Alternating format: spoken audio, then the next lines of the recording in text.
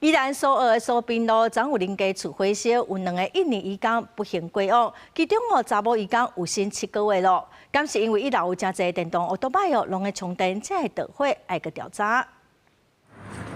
火调人员翕相要查出导火原因，因为这栋位置宜兰苏澳镇苏滨路的民家厝昨发生火警，造成2名印尼籍移工罹难，其中1名查某移工也有生7个月，拢总夺走3条人命。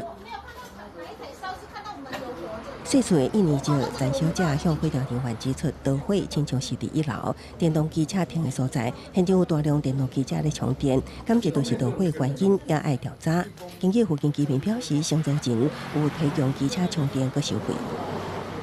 离起火处可以很明确是在1楼，那至于哪个方位，我们要再进一步厘清。我之前怀疑说他是不是给我分租，因为我房子已经租给他，我总不可能说半夜闯来这里检查啊，我白天来是都没有看过的。厝头家也高调关心，表示厝原本要卖，唔知影细厝的陈小姐佮将厝分租出去，捌看过1楼停满电动机车，拢有苦碰过，也毋过也是发生危险的代志。我们会联系相关的慈善团体来帮助不管是承租人或者是罹难的这2位印尼籍的这个外籍的劳工。我们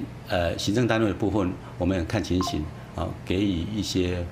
必要的补助。另外2名印尼籍死者，男性是合法移工，伫工业区工作。有新的女性是最近由家机关通报失联，目前无雇主，公部门会通知家属，鼓互因必要协助。公视新闻采访报道。